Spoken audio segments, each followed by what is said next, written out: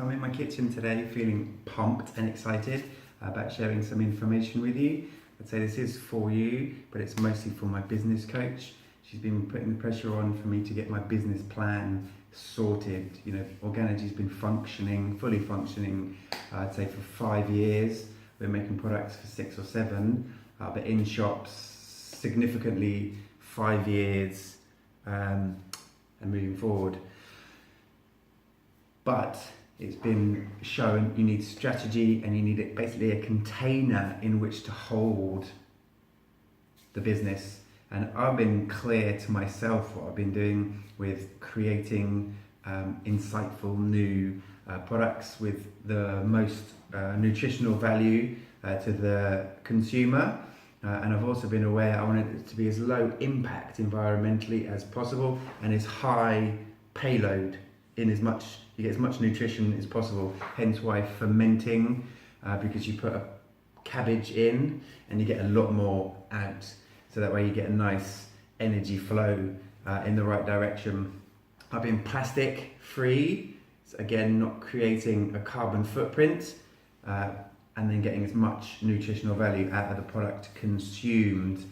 I've been aware that I've jumped from diet to diet and almost wanting to keep up with nutrition. It's been within my nutritional research that a lot of research has come out on fasting, and I think actually the number one thing I can say to people, if you have an ailment, a headache, all the way through to cancer, Parkinson's, however severe or unsevere the condition is, a fasting diet, a fasted diet is probably the best thing and is going to have the most benefit to you. That's not always easy to do. I'm a father of a child of 5 and a husband to a wife of 38 weeks pregnant.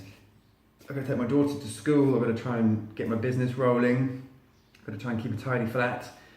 It's all very stressful, and I wouldn't have normally presented videos when I looked this tired, but I just want to keep it really, really real, because actually the most impact I can have on people is by presenting inspiration and insight on nutrition and lifestyle that's going to benefit most. And I think, you know, a young single guy who's, you know, looking fresh and giving you the spiel of what's good and what's not good is all very alluring and appealing, but not necessarily practical or realistic. And now I'm really into the practicalities of things and how do we get the biggest payload from as little gentle impact on the planet.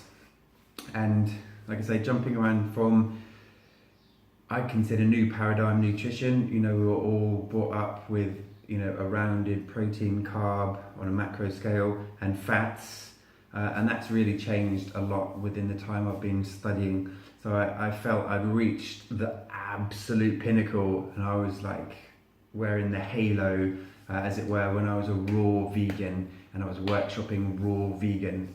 I ran into some health problems from being raw vegan. Not to say you can't do it successfully, but personally I ran into some health problems, teeth problems and energy problems, digestive problems, and then it was really then from when I thought I'd reached, like I say, the pinnacle of what good nutrition was, raw vegan,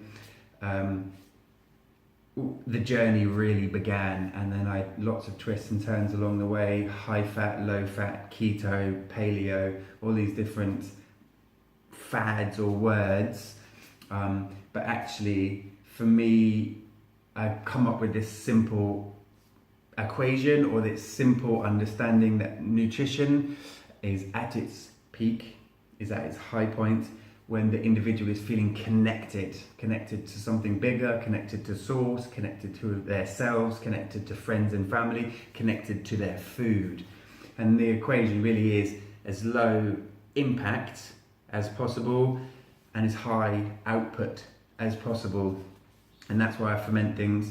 That's why it feels like I'm coming out a little bit. You know, my products are all, my early products that have gone to market were all created when I was raw vegan and are all raw vegan products. So I've kind of been hiding or shying away from presenting my new product, but at this time of year, I feel really pumped and really passionate about sauerkraut and bone broth.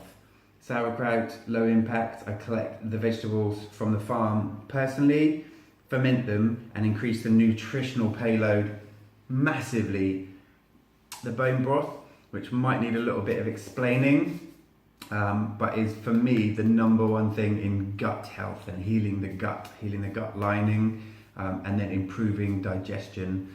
And for me, it's a waste product. So you're getting something that's a waste product and actually ending up with a finished product which has the most incredible mineral profile. There is no vegetables, there is no cacao, there is no products that is going to have the same profile in quality fats and in quality minerals as a well-sourced bone broth. And like I said, it feels like I'm coming out because I've got a lot of people that are interested in my products because they're low impact, and generally that would be seeds, vegetables, nuts, that kind of thing, because they generally, if sourced well and organically, are low impact and you get a good payload, especially when you're activating and germinating and sprouting the seeds and nuts. You then increase the nutritional payload. So I have this equation: low impact, maximum output. And then the bone broth I'm going to include in this because it's a waste product, but the finished solution has this mineral, nutritional, quality fat profile, which you're just not going to find anywhere else in nature. So I feel that fits within it. So yeah, most of my products are definitely vegetarian. Nilio was vegan, but this one product I've included and I've kept included in my range is this bone broth because it's fantastic. Personally, experientially, it turned my digestive system around and boosted it, revved it up. I've seen and I've cooked for people with cancer and other serious ailments, conditions, and I've really seen a massive benefit from introducing the bone broths. So the container I'm working with is that all my products are as gentle and as low impact to the planet as possible, and they all bring as much high output as possible. And this equation, if you're conscious and aware, helps you connect in with your food source, helps you connect in with yourself, just becoming present and aware of how is it sourced. You're paying attention to the sourcing. Did it come in a plastic packet? Did it come unpackaged? And is it local? Is it seasonal? You're paying attention, and that attention, I believe, is the hidden nutrients. And then being aware of the output. Do I eat it and then half an hour feel sluggish? Do I eat it and half an hour feel revved up and energized? And just again, paying attention to how you're interacting, obviously, how you're personally, bone broth might not be for everyone, fermented foods definitely isn't for everyone, but how you are personally affected by the product. And just that attention to detail and that awareness on input and output makes you more connected. And this diet is an all-encompassing connected diet. We want a diet to bring you together with your friends, family and loved ones, and not to isolate you.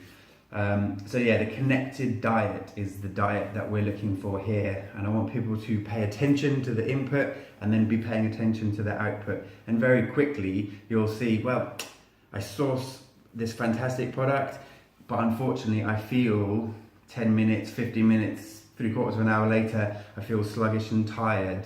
Maybe it's too heavy, you're eating too much, or it's a different food group than you personally are designed to get on well with. And just that attention to detail helps you stay connected to the food source and helps you stay connected to self, because you're seeing how and where and what effect the food is having on the body.